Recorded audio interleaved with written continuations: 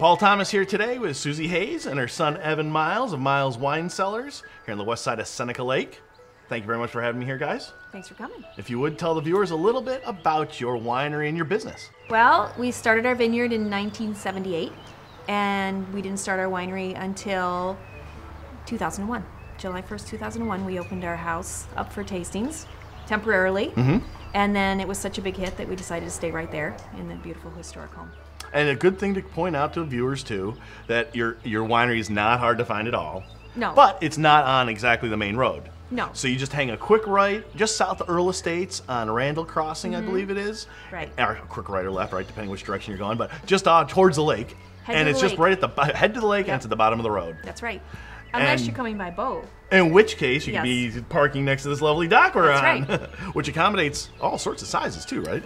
Yeah, smaller groups are better. Yeah, okay. Because, you know, it's just intimate down here. But Right. it is something definitely very special. But as far as the size of the boat itself, and Oh, it's size, yeah. it can big accommodate boats. sizable boats as Oh, well. for sure. And it's just a short walk up to the tasting room. That's right. The tasting room itself, housed in a fairly old building. Well, that house dates back to 1802. Wow. So that's when I think Thomas Jefferson was president. We like to say it was built when all the music was live and all the tools were cordless. We started in the first two rooms, and then we've expanded to use almost the entire part of the house. Yeah, now. it's a historic registry. It's on the historic registry. And it was part it's- of the Underground Railroad. It's got a bed and breakfast associated with it upstairs. Yes, it does. An Two, inn. An inn. The inn at Miles Wine Cellars. 2 rooms. 2 rooms, 1 large suite and 1 standard size room. Excellent. And it also has a lovely garden outside. Yes. What do you call it? Victorian maze garden? No, hedge garden. What do you call it? Yeah, maze garden, I guess Maze we garden. call it. Victorian Maze Garden. And it's Yeah. got some nice tables out there so people can have a little picnic if they want to. Yeah, it's Yep. pretty out there. Excellent. All right. And tell me, and you also are not only a winery, but you're also a brewery. That's right. I can speak to a little bit of that. Tell us a little bit about the brewing activity. So we've been brewing now for, I would say we've been brewing small batches now for about 10 years, and we got into the brewing industry about 4 years ago now. So we've been brewing our own beer in very small batches and also doing some of our larger batches through a few other breweries. CB's Craft Brewers, Abandoned Brewing over towards Penn, and working with a couple other breweries in the area as well.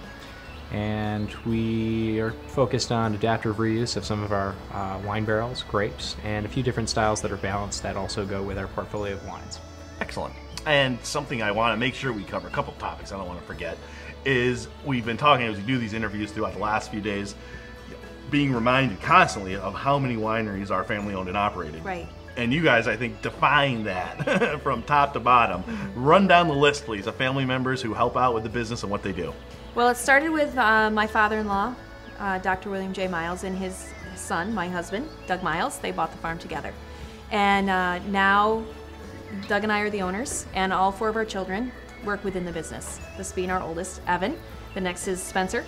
He works in our vineyards and in our shop, and he also works for another large vineyardist in the area.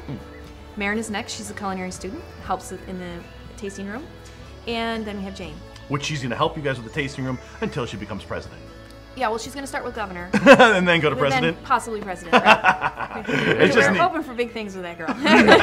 And so, just so folks know, when they do come to visit you, it's about a Yeah. 50-50 or better chance you're going to be served by someone with the last name of Miles or Hayes. That's exactly That's right. exactly right. And if people choose to date my children, that comes as part of the deal too. They will be in the tasting room working as well. Oh, that's funny. Nice. Pre-girlfriend up. Is that what they have to sign, Evan? Yeah. Something like that. Yeah, it's this is the Yeah. lifestyle. Hopefully you like it. If not, good luck. not, yeah. This is what I'm doing. And now another important thing, something we love to talk about, of course, is the other guest. No, resident of your winery. Well, several. Several winery I'm residents. assuming you're talking about our ghosts. I am talking about your Yes. ghosts. We have several ghosts. That, Now, for the haunted history, that's something that, has really started much before our time here.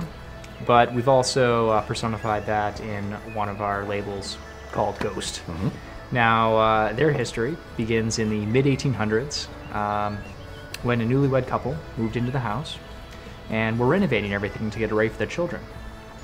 Now, amongst their stay at the winery, almost upon completion of the whole house, the gentleman was filling the whale oil lantern on the front porch when he unfortunately fell through the rafters down 3 stories, broke his neck, and passed away. Now, very shortly after this, his newlywed wife passed away of a broken heart. somewhere within the hallways to the household. And so those two we've encapsulated on one of our bottles, along with a little bit of the rest of the history of the house. And they're friendly ghosts. All friendly. Yes. We can All confirm friendly. that for visitors. We like them, and they're always listening. Excellent. Is there anything? Oh, tell me about some of your wines. So Ghost, you just talked about with a great label. Yep. Captures, it reflects the history of the house, as it were, and Absolutely. residents. Light, What crisp, other some of and the wines you refreshing. guys are proud of? Or Well, we have the Milestone, which is a Cab Franc Merlot blend, and it's dedicated to Doug's dad, the founder of our business. And that's a beautiful wine that we only do on vintage years. We also have been known to create some pretty good Rieslings. In addition to that, we started with our focus being solely on dry reds. So our dry red portfolio has grown from just Cabernet Franc to Cabernet Franc, Merlot, the Milestone. We do a Pinot from year to year, depending on the vintage. And we do have a varietally labeled Cabernet Sauvignon that also rears its head every once in a while as well. Cab Franc is huge with us, so we do it as a dry style. We do it as a blend with in the Milestone. We do it as a semi-sweet in our Call Me a Cab, and now we do it as a sparkling wine as well, which I believe we're maybe one of the only ones that do it as a sparkling wine. yeah, that's all the first I've heard of it. It's called Medallion. Nice. Now, not to overshadow some of our sweeter wines as well, we do a pretty good job with those. The Wisteria tastes just like fresh grapes picked right out of the vineyard. So if you've ever tried those before, that's exactly how it tastes. Besides that, we do have some other refreshing whites. Let's see, the Blend Long Weekend. That showcases what we do with a couple of different white grape varieties here on the farm. And that's, I would say, very citrus forward, tropical fruit oriented, finishes very crisp, just like a green apple. And I think that's something nice to just sit in the back porch or patio and kind of sip on after work if you enjoy something a little bit sweeter. Excellent. Anything I've missed so far? The port. The port. And the Lemberger. We do Lemberger as dry style red, which won Best Red in New York. And we also do it as a port. Very called nice. Treasure. Oh, can't overshadow that. No, the Favorite port dry is red. yummy. I've had the port. It is tasty. Anything else about the winery you'd like to talk about? Jeez. Just the historical value of the home. And I being think on the that's- water. And It's being very right on the neat. water. Oh, yeah. Well, it's only one Right. of two wineries that I'm aware of on Seneca Lake. Yes. You guys and Bellhurst Winery that have dock access, and obviously you welcome boaters all the time. Boaters, submarines, seaplanes. Seaplanes. Seaplanes. Have you had let's seaplanes? see. We've Actually, had one go past us. we do have one coming in pretty soon. He wants to pick up a case of We have to Cabernet videotape the Franc. whole thing. Oh, you definitely had to videotape that. Absolutely. That's cool. So we are suitable for any method of travel. We can accommodate you here. Whether that be When people ask us what's air, unique about your place, we sea, say, or what's land. not unique What's about our not place? unique about our winery? Very good. Exactly. All right, Suzy Hayes, Evan Miles, thank you very much for your time. Thanks a lot. Thank you very much, Paul.